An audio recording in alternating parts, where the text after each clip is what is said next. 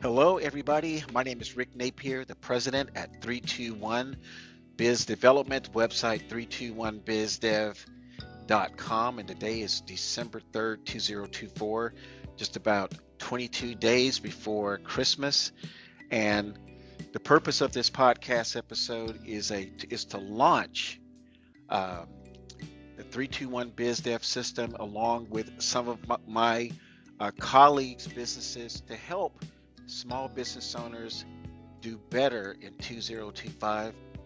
And like I mentioned on a previous episode, and this is not a political statement, it's an economic statement, but the recent election has caused a lot of business owners to be energized. In other words, they feel that they can do better in 2025, and they're just asking all these questions. I'm starting to see bits and pieces and anecdotal type evidence and steps. People are calling, people are emailing me for the first time in years with the kind of like the sentiment that they want to do better in 2025. Now, I am not alone on today's podcast episode. I have a good friend and a colleague from like 4 years ago. Her name is Jaylene Rodriguez, and she's going to be a guest, and she's going to play an integral role in helping small business owners. So, Jaylene, how are you doing in South Florida? I'm doing really good. Thank you for asking. South Florida right now, probably for a lot of people, it's not that cold, but Florida is everything I've ever known in my entire life because I've never seen snow, so it's pretty cold. Pretty cold for me. Exactly. So, I want to thank you for joining in this launch. And what this launch means for small business owners is myself. I've been the consultant as an independent consultant for about 10 years, starting in 2014, November 1st to be exact. So we just crossed the 10-year mark, heading into the 11th year mark. And I first started when I identified some sales challenges, even in my own business in insurance and real estate. And it wasn't until I faced the truth about how, although I knew my products and services very well, I was stumbling on 5 front end sales activities. And those 5 front end sales activities are contacting, prospecting, setting the appointment, closing, and getting zero cost referrals. So I hope all of those items are very motivating for people who are listening to this episode. But I want to start with the part one, which is steps to preparing yourself to successfully sell anything. And I do mean anything. And for some people, you can probably add how to interview with an employer successfully. And this comes from, again, 12 years experience in corporate America, but corporate America didn't really help me like I thought it would. It really didn't, and it probably doesn't help other people who have previous corporate experience in sales, because working as an independent when you don't have the big brand name behind you, like, if you have Apple behind you, if you have IBM, or if you have Disney, a lot of potential customers, they recognize that brand, those brand names, and a lot of times they in their mind they can go, okay, that's a great company because I know about it, and here is Rick or here's Jaylene, they're talking about the big brand name that we've known for 20, 30, 40 years, so therefore we're likely to buy from that company. But when you're an independent, a state of planning attorney, a dentist, a floor tiler who sells high-end floor tile, um, let's see what else, a plastic surgeon, or any business that's out there selling big ticket items at $1,000 or higher per transaction. If you don't have a big name, and most small business owners don't, it can be challenging to move your product and service. So, Jaylene, what I like to do is start with the first one, and please chime in if you have any questions about these first 4 steps. These are the first steps that I can identify on how to successfully sell anything. So the first one is, do not focus on yourself. And the reason why I use that one as the first one, because your prospect, either on the phone or if you meet somebody in face-to-face setting, they can detect when the sale, your interaction with them is more about you closing that prospect and getting the money than the prospect benefiting from the product or service. They can tell. They're sitting there listening to you, they're watching you, and they can detect, oh, Rick and Jaylene, or they're really talking about getting this check from me, so they can make a commission or they can make a sale. And I just really want to emphasize that if the goal is to finish the sale successfully, salespeople most must focus on the prospect almost like 80-90% of the effort. That's what needs to be done. You got to focus on the prospect and not on yourself, because those prospects, they can tell. They can surely tell. In fact, sales psychologists have written hundreds of papers, and I used these papers when I was forming 321 Biz Development. They wrote what was some of the feedback that a lot of customers had, and the ones that didn't move forward with the sale, and even the ones that did move forward with the sale, what they learned from all these investigations and research, that the Right. customers did not have a great sales experience. They may have purchased the item, but they were like, oh, I had to buy it anyway. This guy or this woman was in front of me, so I bought it, but did I enjoy it? No, didn't enjoy it. So the second step is, do not focus on how much you will make in revenue or commission. And trust me, I've been there. I know. I'm talking about when I was in California, and I'd go back and forth from Georgia, where I'm located now, to California about every 2 or 3 months, and then some other states. But I recall I'm driving to the appointment, and I'm saying, okay, man, if I close this sale, I'm gonna make $2,000. I'm gonna make $3,000. And so I was thinking, well, I have to do a good job so I can make the money. My thought process wasn't, I have to do a good job so that the prospect could feel good about the product or service that I was, bringing to the table. So it's really like a mental exercise. Where are you going to focus your attention in this engagement when you're meeting with someone about your product or service? Are you going to focus on, well, I can make, you're the attorney and you're going, oh, I can make $25,000 if I close this case, or if I help this person with this legal matter? Or are you thinking, man, I got to help, I got to help Juan, I got to help Beatrice, settle this thing in their favor, because they could really use the successful outcome. Does that make sense, Jaylene? Yeah, I think people prefer sales that is genuine and authentic. They want to have a relationship with you, and they don't just want to be looked at as another number, as another person. They want to feel like the decisions, that they're not going to regret the decision when it comes as far as like buying a product. Yeah, absolutely. The way I look at it. And so people will say, well, how come when people go into like Best Buy and they come out happy? Well, sales psychologists, and there's a great website called 16personalities.com. That's 16, the number's 16, and personalities.com. It has this psychological test that anyone can take. And for the most part, what it says is that there are 16 personalities.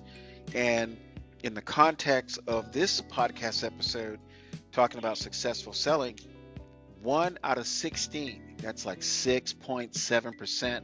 I rounded up to 7. One personality style out of 16 will buy, regardless of how good or not so good the salesperson is. So if the salesperson stinks and the salesperson pushes their product or thinks only of his or her commission, that one person out of 16 will still buy. And the other 15 people, they're going to get turned off and probably not buy.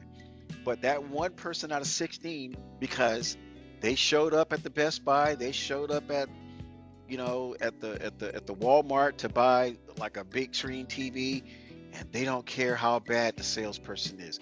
The salesperson can be totally rude and could not smile at all and grunt and ignore this buyer, this consumer. And that person will say, I came here for the TV, I came here for the laptop, I came here for the phone, and I'm not leaving without it. But see, you can't focus your business on only selling to 1 out of 16 appointments. That's what I'm really getting at. So let's say if you had 16 appointments booked, that people who said they wanted to hear about your product or service, and you were not focused on that prospect. You're thinking about the money, you were thinking about yourself, you're thinking about, well, I need to get my hair done, I need to get the best suit, I need to wear the best perfume, the best cologne, I need to make sure that my car is like totally clean and with the Armor All on the tires and everything. And you're setting yourself up so that you are the big deal. And when you get to that appointment, those 15 out of 16 people, they feel it. And I do not want to underemphasize this. Prospects are not stupid. They have feelings. And if you're talking to someone who's 30, 40, 50, 60 years old, they have seen bad salespeople all their lives. People selling them roofing products, people selling them siding, people selling them vacuum cleaners, the car dealership. They have seen this over and over again. So here you come with the same thing that they've seen hundreds of times, and they're just quickly drawing to a conclusion. And when they tell you no, it's not always that they didn't want your product. What they really are saying is that the experience that they got from that engagement, from that appointment, from that interview was not pleasing, and that's why they said no.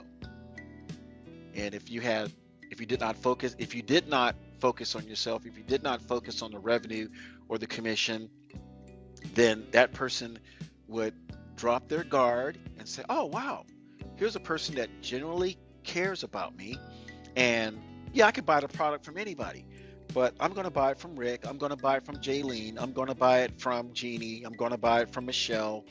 And that's who they go with. And the most important thing about this is that when they have a great sales experience, they now begin to advertise for you. In fact, one of the training modules that we have at 321 Biz Development says, at the very end, it says, hey, Joe, if you think I did a great job helping you understand this product and purchase this product, would you mind, telling your friends and family about how I help you? That's the short version. There's a little bit longer version that goes into that. And what Joe says, well, of course, this is the best sales experience I've had in many, many years with the salesperson. So they begin to go on their phone and say, okay, I want you to call Mike. I want you to call Raul. I want you to call, Helen, and let me call them for you. See, that's what you want. So Joe's like, Raul, I just finished meeting with Rick and Jaylene, and I just bought this product, and you need to take a look at it. And then the guy Raul was on the phone. He's like, oh, they come highly recommended by you. You say, so yeah, send them over. That's what you want. So what do you think about that, Jaylene? I think that's really exciting as far as just showing people that they have value and that they matter. And by showing that they have value and that they matter, then they'll naturally just advertise whatever product that you're selling. Like, for example, I know that you're selling Medicare at the moment, and I've been trying to talk my mom into talking with you this whole time. And finally, she's at a place where she feels comfortable having a conversation and see how you can help one another. Um, and that came from me just understanding, what she's looking for and not trying to pressure her into doing anything. I mean, today when I told her that, she was like, "Well, Rick, he's interested in having a discussion with you." And then she said, "Oh, he is." And then she said, "Oh, he is, okay. Well, how can we help one another?" This is what she said. Like, well, like, how is this gonna benefit me? And I said, "Well, you guys can help one another by working together as far as you sending him clients that you have a hard time communicating with in English, and him sending you clients that he has a hard time communicating with in Spanish, and then see where it go from there." And she's like, "Okay, well, set up a meeting with him right now." Yes, your mother is an awesome entrepreneur. I've seen some of the things that she does on some of the social media sites. She's a natural born person that really cares about people. So I am so delighted to have an opportunity to work with her, and you can be the intermediary to help, her and me understand, go back and forth between Spanish and English. And I also want to give you compliments too, because we've known each other for about 4 years, maybe a little over 4 years, and you have always been, open-minded and willing to do what it takes to get things accomplished. And I know that you have a major event coming up. I'll just put it that way. You have a major event coming up, but you are here today looking at, making sure that your family has a bright future in 2025. So I want to commend you on that. And for sure, I definitely want to work with your mother on the Medicare and other insurance issues. So I want to move on to number 3, which is asking enough probing questions. And what a probing question is, it's a question to get prospects to discuss their current situations or challenges. Now, to ask the probing question is a total opposite of what salespeople normally do. And I think what salespeople, they typically panic. And I'm saying this because I did it. I was panicking. So you're sitting in front of someone that you've maybe haven't established a rapport with, and you haven't even started with square one. Sometimes a lot of salespeople, they don't establish a rapport with the latest person they're going to meet with a week later. So when they Right. finally meet with that person, it's like lights, camera, action. I know you can relate to that because your fiance is in that business, and the lights come on, and it's time for you to perform. And a lot of times people are nervous. They're like, "Oh, I'm sitting in front of this person. I'm trying to move this product or service. So let me go to my comfort zone. And my comfort zone is to talk about my product or service. My product does this. My service does that. It's everybody has it. It's number one in this. I'm the number one sales agent. I won these awards for 5 years in a row." And the prospect, Jaylene, is sitting there going, they're going, yawn, yawn, who cares? How Yep. come you're not asking me any questions? So with a probing question, it takes the heat off the salesperson. You don't have to establish some rapport based on your product knowledge, how you dress, how your hair looks, how nice your nails look, and all that kind of stuff. You can establish rapport by getting the prospect to answer questions. And here's the big breaking news. Prospects love to talk about their situations, their challenges, but they need to be asked. So in other words, you would say, "Hey, Joe, tell me about," um, or you would say, "Why do you think you need this product?" I'm being very simplistic. There's other questions you can ask. Or how did you get into this situation where you think you might want to, buy this product? So you ask a lot of questions that begin with how, what, where, when. And when prospects get those questions, they don't answer it yes or no. In fact, you want to avoid what we call closed-end questions, questions that can be answered with yes or no. So when that prospect begins to talk, they're talking and they feel good about this. They say, well, Jaylene, this is what happened. I had this business and I spent all this money on marketing. And this is a true story with one of my past clients. I spent $20,000 on this marketing program. And I knew in my gut reaction that I knew it wouldn't work. And after I wrote the check, and then as months passed by, I did not make a single sale after spending $20,000. Oh And wow. yeah, so you ask that person, so how did that make you feel? Oh, I felt so bad because I could have used that $20,000 elsewhere. And you just keep going. And so the psychology behind asking these questions is pretty interesting. And what the psychology or psychologists say is that when people talk, the words come out of their mouths and their own ears hears what they're saying. So the Mm. brain has this thing that says, okay, so Mildred, I'm not going to use Joe too much. I'm going to say Mildred now. Mildred, I have a Puerto Rican friend named Mildred.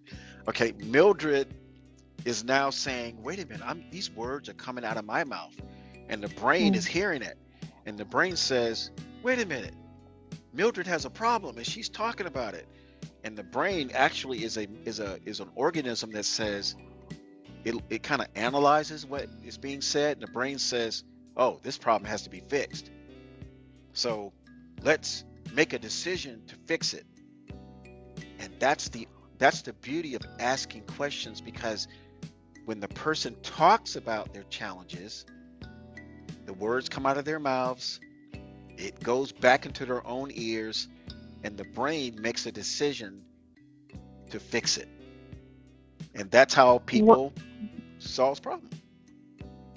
What about how do you make sure that you don't get to a level where you interrogate people versus basically asking open-ended questions? How do That's you a make that's a matter of sure fact, that that's a great question you just asked. Okay, so when you ask these questions, um, the questions are geared to get them to talk about, and I'm glad you asked that question. The questions are basically you're asking them, I want, let's say, Mildred, you're not telling Mildred this explicitly. What you're saying, Mildred, why do you think, not why Rick thinks or why Jaylene thinks, Mildred, why do you think you need this product? So it kind of like turns the table in a way. I don't want to say it's like a scheme or a tactic, but what it does, it puts the buyer motivation on the prospect instead of Rick or Jaylene being the force behind making that person make the sale. So it's never mm, like an interrogation. It's really, hey, it's real casual. It's let's talk about your concerns, your challenges, and for the insurance business and real estate and pretty much any business. And I'll tell you this quick story. The reason why I know this works, and when I say works, again, not a scheme or a tactic, it's it's a consultative session with the person. I'll tell you how I learned about this, even though I confirmed it with many research articles I read from psychologists. There was a builder in California, and my buddy Brian, and we met with this guy, and I had this list, and I still have this list. 11 years still, I have the same sheet of paper. So I said, well, Brian, I'm working on 321 Biz Dev stuff, but we don't know anything about the builder. He had 200 lots. He was trying to, move these homes. And I said, I got these questions because we need to know what his situation is. Why are these homes not selling? Brand new homes, mm, $500,000. So I met with Virgil, that was his name, and Brian and myself. We were sitting in this model home. And so I went through these questions. I started asking Virgil these questions. This guy he was a millionaire. He had all these homes, and he came from a family of home builders in Northern California, north of San Francisco. So I'm asking these questions, and I got the question 10. Now I only had 20 questions on a piece of paper, but I got the question 10. I asked question 10, And Virgil said, stop. I'm like, whoa, maybe that last question was too much. And Brian looked at me, I looked at Brian, and Virgil said, look, I don't care about the other 10 questions. All I know, Rick and Brian, is that you have asked me more questions about my home building business than the stinking Coldwell Banker realtor that I hired to move these lots. See how that works? By me asking these questions, I got him to talk. He told me pretty much the entire marketing plan, the reason why he bought those lots, what he wanted to get out of it, how these homes had so much energy efficient features in them that it was just a great deal for any person to buy these homes. But when I got the question, I finished question 10, he basically told me to stop. He said, this is verbatim. He said, I don't care what your solution is, I'm in. Because you have asked me more questions about my builder community than the stinking realtor that I hired. The realtor that I hired, the broker that I hired knows none of these answers that I just gave you because he didn't ask. Okay. And in a way, you're like the doctor that's trying to get to the root problem rather than just treat the condition. See, so you're trying to understand. Yes. Yeah, it's a more holistic approach to doing business. Yes, and see, you can't see, the thing is, you can't solve someone's problem unless you know what it is. But before I learned this, I would start thinking I knew what the problem was and that my product or service could 100% solve it. Now, that may have been true because of the product, but I disrespected the prospect by not letting him or her talk about his or her challenges or situations. And that's the beauty of asking probing questions. So the last one is quickly move away from memorized scripts by internalizing your communications you have with prospects. So internalizing means you want to put yourself in the prospect's positions. In other words, would you buy from you? So the scripts, I mean, people like what's the script? What's the script? Well, the only script that I like is, hi, Joe, my name is blah, blah, blah. I'm calling from this company. I have some questions to ask you to see if my product or service may be a good fit. That's really the only script. I mean, you can maybe add just a little bit more to it, maybe a little bit less to it, but the professional way to ask for an appointment is to say, I would like to ask you some questions, going back to the probing questions section in number 3. I would like to ask you some probing questions to see if my product or service would be a good fit for your company. And that's really all that it takes. That's really all that it takes. So I want to move on to County Canvas, quarterly subscriptions, our latest project, and we're going to have another project probably with an estate planner, and another project with a virtual accounting company, like a person that does accounting for like small to medium-sized companies. So Jayleen, how do you feel about those 4 steps to learn how to successfully sell anything? I mean, it makes the process a lot easier and less nerve-wracking because then the focus is not on yourself. The focus becomes on the prospect, on the person, and understanding what their problem is, and you helping them determine if the product or service that you're selling is exactly what they're looking for. Sometimes somebody could be a little bit burnt out from trying on so many services, and they could end up being more skeptical. So, when it comes to people who are skeptical, I feel like you more so want to focus on building a relationship with them and seeing them as as far as like seeing them as a human that's been burnt and is tired of dealing with people just trying to sell them the product, and then just let them know the value, helping them see of trying out something different, and if that different is what's going to help them in the long run. Exactly. That was well said, and that's exactly what happens because, you know, we have to always remember that there are tons of products and services out there, and there would not be a lot of products and services out there if people were not buying them. So the logic is, if people are buying the products and services, how can we help them have a better sales experience? Which means, how can we help them move through our sales system or the buying process, so when they get to the very end, it's enjoyable, because they were probably going to buy the product or service anyway. We Right. just want to make sure that the experience they had was so great that they don't walk away going, oh man, I bought that product or service, and yeah, I liked it, but man, I'm never doing business with Rick or Jaylene again.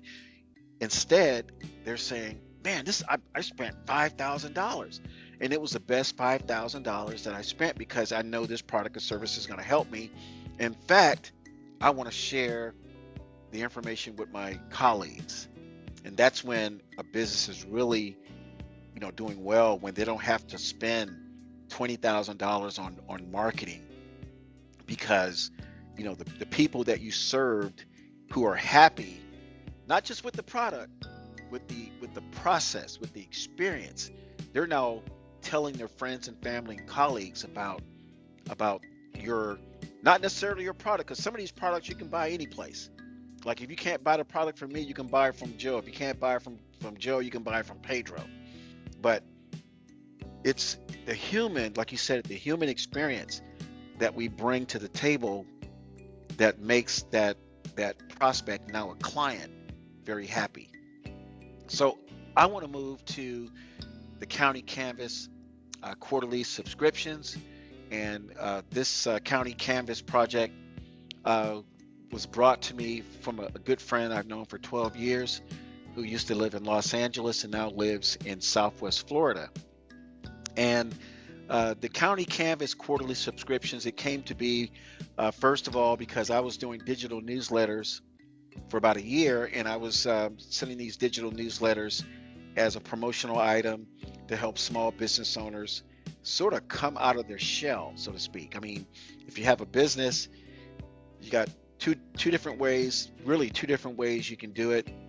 Generically, you can either stay in your office and let digital marketing do everything for you, or you can come from behind your desk and just tell everybody you can about your business. And surprisingly, or interestingly, that's how business used to be done before social media. I think social media, in a way, kind of made it less personable, where people say, I'll do the digital thing and I'll have to be in a way. But we're human beings. We like interaction, even when sometimes the interaction does not result in a successful sale. We still like the interaction. So the County Canvas was born because my digital newsletter was so appealing to the business owner, and she has all of these technical skills. I mean, this lady that owns Site Market, that's sitemarkit.com, SITEMARKIT.com. She's like this brilliant, taught herself all these techie activities and these tools to help. And business owners, most of her business owners are medium-sized businesses that do a lot of business per year. I mean, millions of dollars per year. So she said, hey, what about having a digital magazine that can be a little bit more stronger to the public than a newsletter? And I'm like, I don't know how to do it. So she came up with a prototype.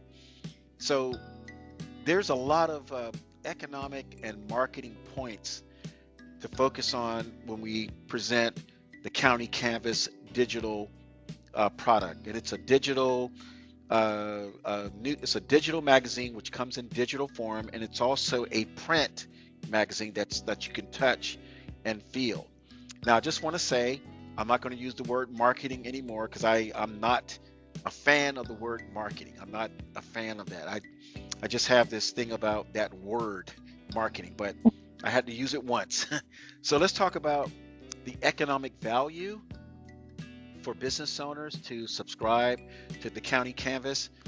And that economic value is high. When I say economic value, I'm talking about what is the potential return, what is the potential impact, positive impact, financial positive impact to the business owner who is advertising, who is subscribing to the business, to that county canvas magazine.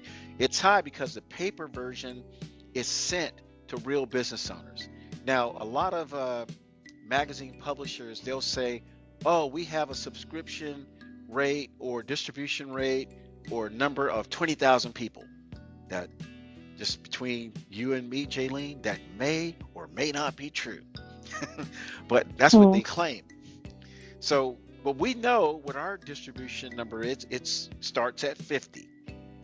So people would say, oh, 50, that's low. But it's going to 50 real business owners.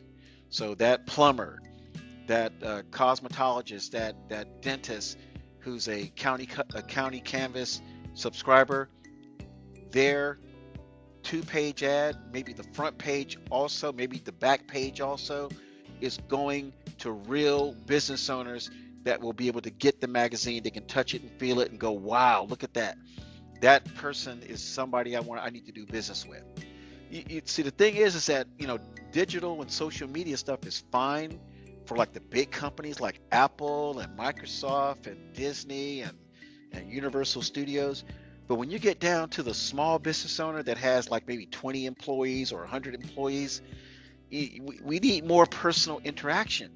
And so these people, these business owners that are receiving the magazine, they will see county canvas clients, businesses, when they drive down the street. So if you're in Hialeah and you just got this magazine with this law firm in it, and you're driving down the street, you go, oh, that's the law firm that I see in the magazine. Wow, this is a real company. They do real business. So that's the first economic value.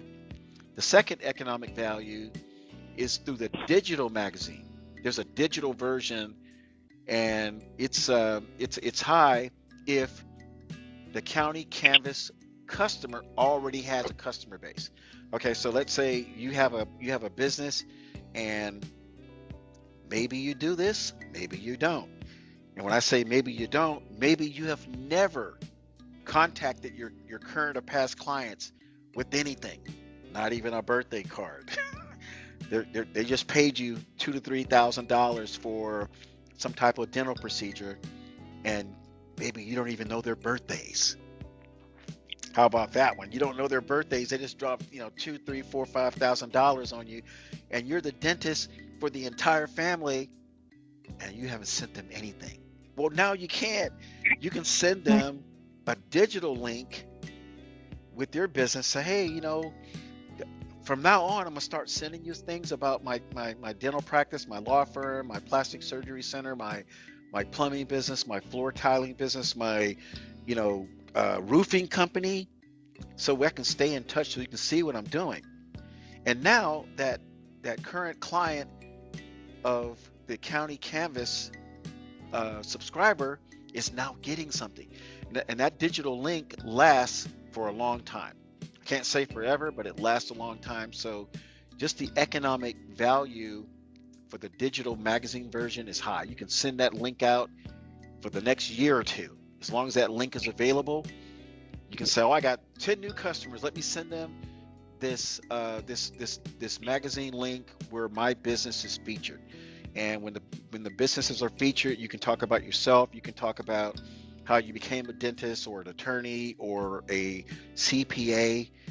You can talk about what college you went to. You can talk about some of the biggest things that you work on. You can put a QR code in the magazine, in the digital and the paper magazine. You can put in the digital magazine a Facebook link, a TikTok link, whatever you want to put in there, to a YouTube link. to really promote your business in the digital version.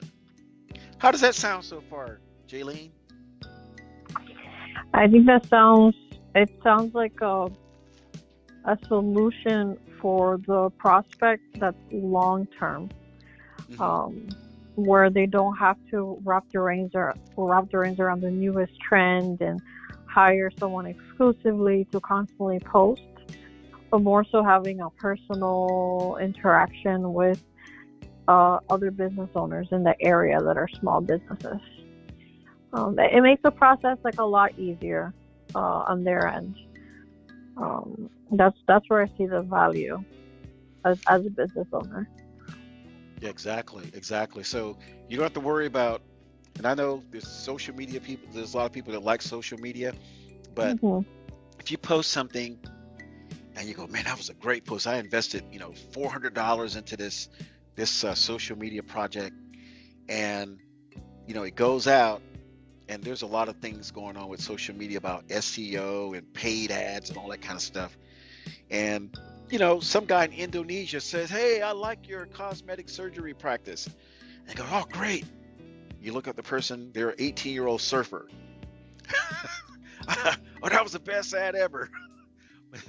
That person's not going to be converted into some prospect, not unless he knows somebody in Lincoln, Nebraska, who needs a tummy tuck or something.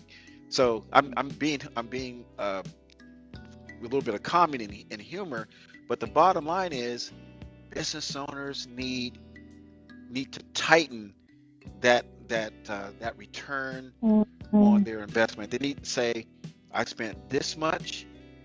These people are getting the magazine either digitally or the paper copy. How can I measure it? See, that's the key. How can you measure what has happened? Which takes me to the third point, marketing. And there's that word I don't necessarily like, but I had to use it.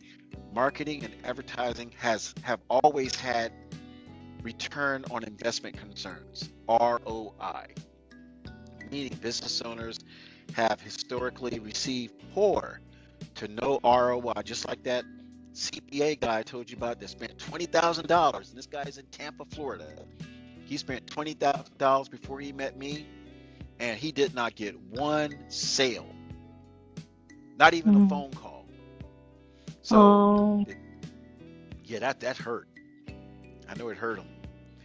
So, depending on the business owner, product, or service, the Mhm. break even point, which is when the sales from the quarterly subscription equals the quarterly investment in the quarterly subscription investment.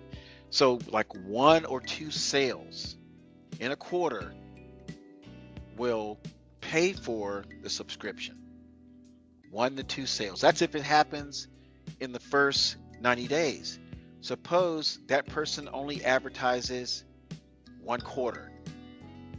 Maybe the sale comes in the third or fourth quarter. So it's something that you can measure. And I'll just tell you this from as a former corporate executive, measurement is the key. If you can't measure it, like if you can't measure what you spent, like if you can't measure the result after you spent the money, it's not a good investment. In fact, in the corporate world, if something starts out quote unquote as an investment, but it ends up not bringing any business, we uh, recharacterize that term as an expense. It's Mm. not an investment unless it makes money. If at least it Right. does something, like makes the phone ring. It makes the phone ring, makes people call you. It generates activity. So if it doesn't generate any activity, then it's not an investment. It was an expense, and Mm. that's not good. So um, so the questions to ask prospects. Let's say we're talking about the county canvas, and this is just like an example. This is not the real way that we do business, but this is just an example to incorporate the first part of the episode with this part dealing with the county canvas.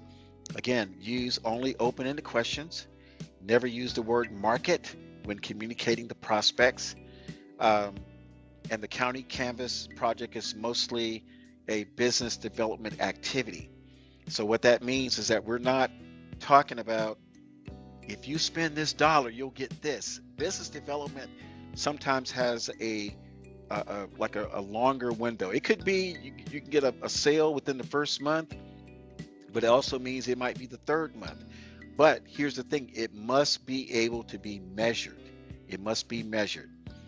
And so the first question I would ask someone who is a county canvas prospect is, how often do you communicate with your current clients about your company's products and services?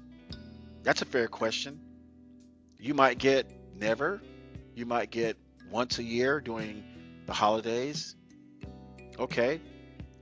So yeah, so all of a sudden, if it's never or once a year, already there's going to be economic value to have a high-end, like glossy magazine.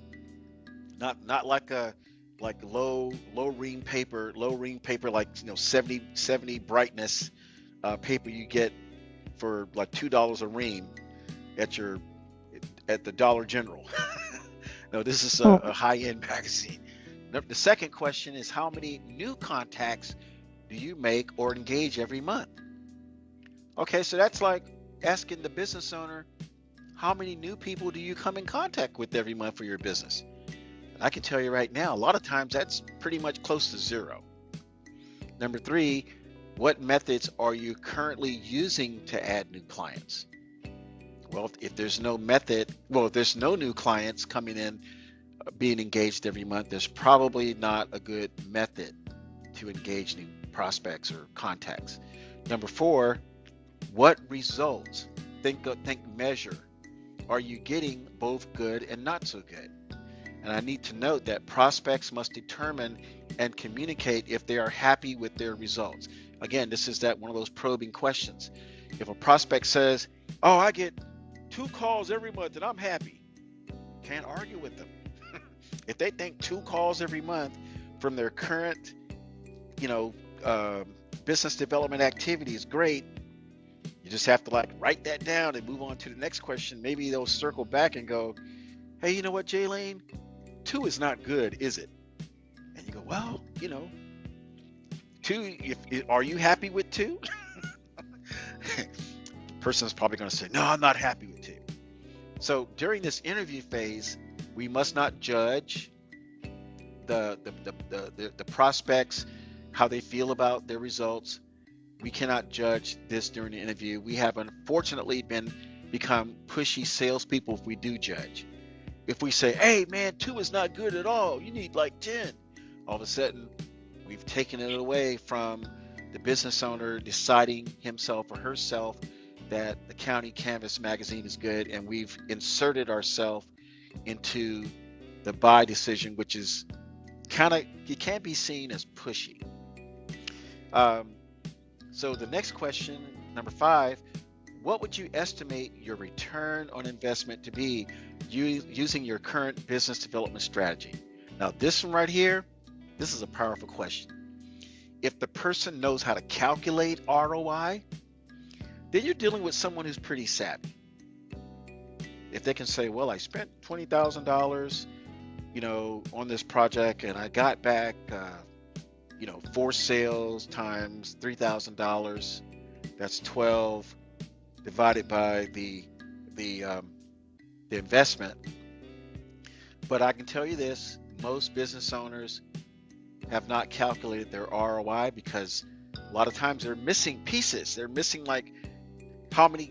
They're missing the activity of contacting people. So ROI, return on investment, has a lot of not a lot, but it has some components. If you've never contacted anybody, then it's going to be hard to gauge, how much did you spend on it. And if you got a sale and you've never marketed for that sale, let's say it came in through a referral, or let's say someone just drove by and saw your office. I mean, that's kind of you can't measure that. You can't measure how effective your street sign is. I mean, not unless it's happening on a regular basis. One day out of 365, you can't count that. That's not measurable. So it's going to be easier with the County Canvas magazine to measure return on investment because we know how much they're spending every quarter, and we also can hear if they've gotten calls and if they've closed any business. And if they say, I would like to subscribe for the next quarter, that's a sign that they were happy with the results from the first quarter. So I also have like a image that shows return on investment. ROI equals the profit, and that's the top, that's the numerator. That's the revenue minus the cost of the investment, that's the top. And then the bottom is the cost of the investment. And I gave a really easy example. Let's say if the County Canvas quarterly subscription results in $10,000 in additional sales, and let's say the cost of investment per quarter is $1,800, then the return on investment is $10,000, which is the revenue, minus $1,800, which is the profit, divided by $1,800, and that gives you, and then times 100 is 455. And that 455 is not a dollar amount, it's a ratio. It basically means $455 is made for every $100 investment. And that's good. If you can spend $100 and generate $455 every time you spend $100, that's a great investment. And sometimes it can be even more. Let's say the referrals come in from the magazine. Well, you didn't pay any additional money for the referral that was generated from the magazine. So that means that $1,800 is fixed, and the revenue can continue going up. So instead of $455, it could be $755 for a $100 investment. It could be $1,000, $1,500 for the $100 investment. So that's how the ROI works. So, and then the final part, and this is how 321 Biz Development can help small business owners that are County Canvas subscribers.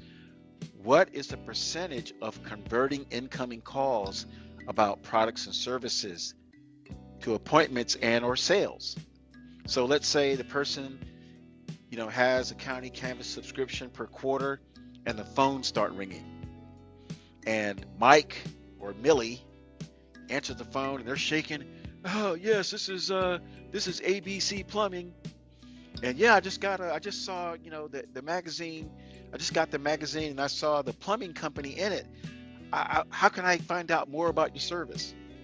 Well, if that person's not trained to answer that call correctly, that caller could hang up and not become a client. So we also help small business owners with that aspect of it. How to, have the highest probability that incoming calls will be converted from contacts on the call to appointments, and then from appointments to closes, so that plumber or lawyer or that dentist can say, wow, someone called, and let's say 65% of the people that called as a result of the County Canvas magazine became new patients.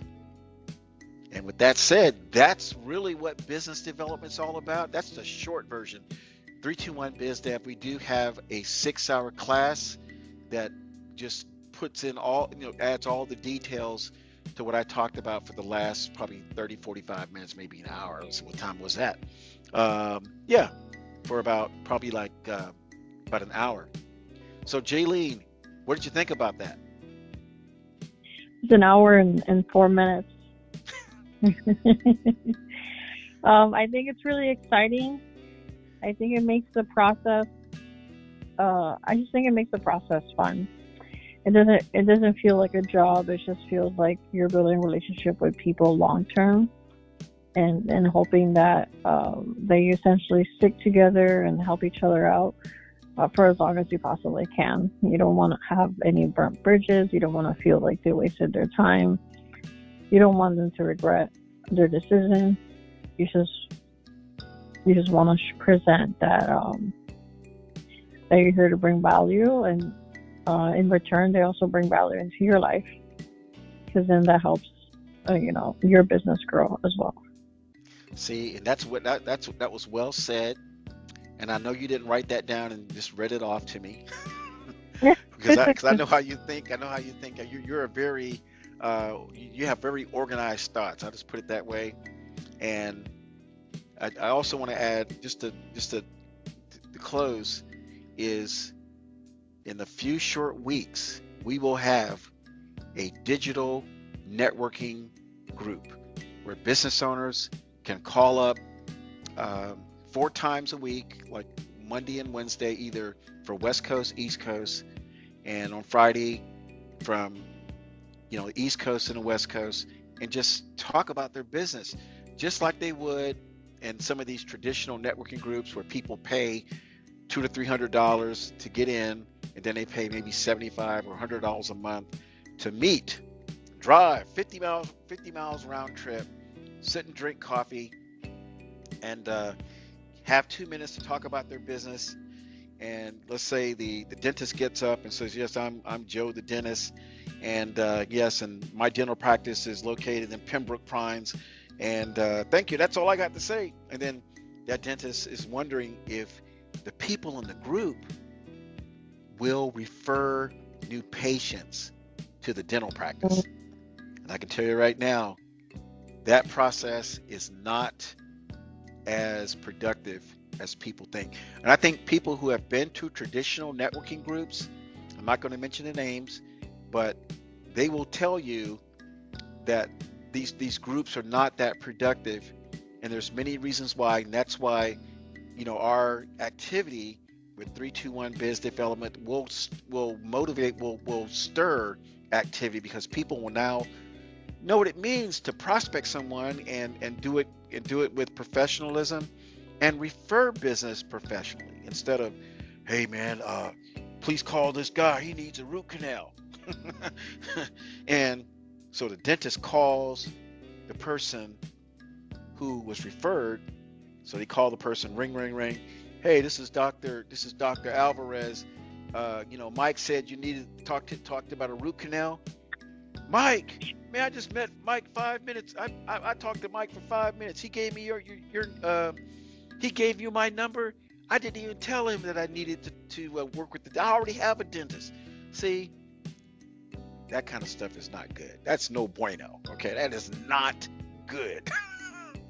So anyway, our next session will be, I would say, probably Monday. We're going to go live, and by then I should have some business owners to call in for the digital networking session. And then Jaylene, you and I will talk offline about how to get the county canvas started in the cities that you have selected. And so do you have any closing comments? As far as closing comments is, I'm excited. I'm excited to have more freedom in my life. To not have to worry about, clocking in at a certain time and making sure the boss is happy at the end of the day. I'm going to be my own boss, and I'm going to be in a position where I can help people. Have a successful business in the best way that they can, and to build a relationship as well to the people in their community. Because I think that's lacking in a lot of business owners, is where they don't have any relationship with the people in their community. So nobody really becomes interested in taking on their business and becoming a client. For example, whether you're a doctor or a lawyer, it's that interpersonal skill that people are looking for, and that humanity that we all strive and want to have. All right. Do you want to say something similar to what you just said in Spanish?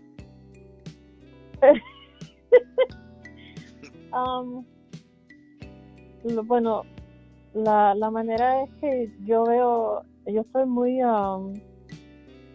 entusiasmada en empezar en ser mi misma jefa, no tener una jefa controlando lo que yo estoy haciendo y ayudar a los negocios en la área localmente, tener relaciones personales con las personas en su comunidad, porque hay muchos negocios, por ejemplo, que no tienen relaciones con las personas de la comunidad y las personas no se sienten como un doctor o un abogado, se sienten como si no le importan de ellos. Y lo que las personas quieren sentirse con cualquier negocio es sentirse que tiene valor como un humano y que su vida es importante. Eso es algo que yo quiero ser parte de, hacer parte de un negocio que le importa la humanidad de las personas. All right. Thank you. And gracias to you. Gracias for that information. So I want to thank you for being on this first call, and we will have more calls, and we will have you interact with on the podcast episodes with your mother as we talk about Medicare there in Florida. So take care and make it a great day.